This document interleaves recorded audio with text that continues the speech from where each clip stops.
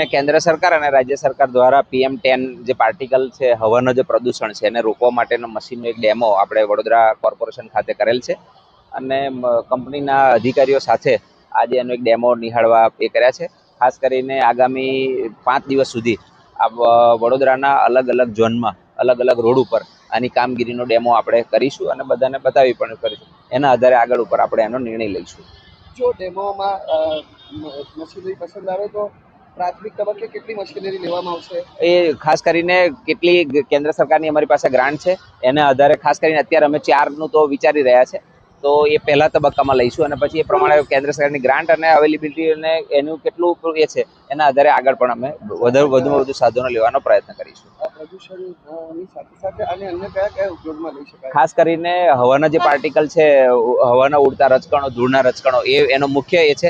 એની સાથે સાથે આપણા રોડ સ્વીપિંગ અને ડિવાઈડર ક્લિનિંગ ને એ જે ધોવાનું છે એ પણ આપણે કામ કરી શકીએ. ઊંચા જે વૃક્ષો છે એના ઉપર પણ એને જો ધોઈ શકવા હોય તો એના પણ માટે પણ કામગીરી કરી શકે એમ છે. સર, હું TPS ઇન્ફ્રાસ્ટ્રક્ચર લિમિટેડથી છું અને આ અમારું મિસ્ટ કેનન મશીન છે, ટ્રક માઉન્ટેડ મલ્ટીપર્પઝ મશીન છે. સૌથી પહેલું તો સાહેબે કહ્યું એમ ઇમ્પોર્ટન્ટ વાત એ છે કે આની અંદર જે અમે મિસ્ટ બનાવે છે, આપે જેમ જોયું હશે એટલું બધું ફાઇન હોય છે. નોર્મલી બીજા ઘણા મશીનો હોય છે પણ એમાં કોર્સ એટલે કે મોટા પાર્ટિકલ હોવાના લીધે શું થાય, આપણે જરૂરી શું છે કે જે આપણા શ્વાસોશ્વાસમાં જાય છે રજકણો, જે એરબોર્ન પાર્ટિકલ્સ કહેવાય, એનું કંટ્રોલ કરવો જરૂરી છે, જેનાથી પ્રદૂષણ અને લોકોને જે ફેફસાની તકલીફો ને બધું થઈ રહ્યું છે ના થાય. એના માટે આ મશીન આઈડિયલ એટલે છે કારણ કે એનું એટલું બધું પાવરફુલ મિસ્ટ છે અને એટલું બધું ફાઇન ફ્રેગમેન્ટેશન છે કે એના લીધે એ પાર્ટિકલોની યારે કોલિઝન થઈને સપ્રેસ થશે. ઉપરાંત આ મલ્ટીપર્પઝ મશીન છે. રોડ વોશિંગ માટે પણ યુઝ થાય છે, એટલે કે નીચે 6 નોઝલો આપેલી છે, એનાથી આખો રોડ વોશ થઈ જાય છે ફટાફટ સરસ રીતે. અને એક ટ્રી વોશિંગ અને સ્ટ્રક્ચર ને બધું વોશિંગ માટે અમે લોકોએ સાઈડમાં બીજો હોસ પણ આપ્યો છે, જેનાથી આપણે જોયું કે કમસે કમ 40 થી 50 મીટર સુધી જાય છે. પ્લસ આ મશીનનું ઓપરેશન અને મેન્ટેનન્સ પણ ખૂબ જ જરૂરી હોય છે. એટલે અમારી સાથે અમારા એસોસિએટ છે, જેમની સાથે અમે 15 વર્ષથી જોડાયેલા છીએ અને ખૂબ જ સરસ ઓપરેશન મેન્ટેનન્સ કરે છે. શ્રીરામા એન્ટરપ્રાઇઝ, ઇન્કો એન્ટરપ્રાઇઝના ઓનર છે શ્રી મહેશભાઈ કાકા, અને બહુ જ સરસ મેન્ટેનન્સ કરે છે. મશીન સર ગમે તેવું હોય પણ જો પ્રોપર મેન્ટેનન્સ ના કરવામાં આવે તો નથી ચાલતા બરાબર. આપે પણ જોયું હશે બરોડામાં પણ.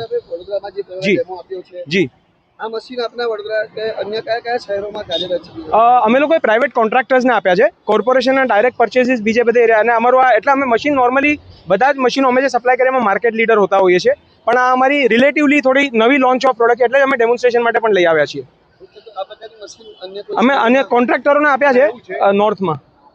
જીનો સર હેવી ડ્યુટી ડિઝાઇનવાળા છે, એટલે કે એમાં જે એરફ્લો છે, પંપ છે, પાવર છે, એ ખૂબ જ પાવરફુલ છે. બીજા અમુક મશીનો આવે છે જે થોડા અંડર ડિઝાઇનવાળા હોય છે, ઓછા LPM વાળા, એમાં આટલું સારું ફ્રેગમેન્ટેશન આપને નહીં જોવા મળે. કોઈનું પણ મશીન, મારું પણ ઓછા LPM નું હોય તો ના મળે. એટલે એ ખૂબ જ જરૂરી છે કે પ્રોપર એરફ્લો, પ્રોપર પાવરવાળા મશીનો હોય સર, જેનાથી ફ્રેગમેન્ટેશન બરાબર થાય. જી સર. દેવેન કામદાર, TPS ઇન્ફ્રાસ્ટ્રક્ચર લિમિટેડ. ઇન્ફ્રાસ્ટ્રક્ચરનો એસોસિએટ છું, મહેશ, અને એમના ઘણા વર્ષોથી છેલ્લા 25 વર્ષથી ટેકનિકલી રીતે જોડાયેલો છું. એમના જેટલા બી TPS ઇન્ફ્રાસ્ટ્રક્ચર અને મેન્યુફેક્ચરર જેટલી બી કંપનીના જેટલી ડિઝાઇન કરેલા મશીન્સ એ લોકો સપ્લાય કરે છે ગવર્મેન્ટમાં. સ્વીપિંગ મશીન છે, ધારો કે હું માનું છું લગભગ 5000 જેટલા એ લોકોએ સ્વીપિંગ મશીન સપ્લાય કરેલા છે. બીજા સુપર સકર ડીશિલ્ટિંગના જે મશીન્સ છે એમને બી એમની સારી એવી માર્કેટમાં એની માર્કેટ લીડર છે. એમનું બી ઘણું એવું ગવર્મેન્ટમાં મોટું સપ્લાય છે, જે હું એસોસિએટ તરીકે એમનું કામ કરું છું.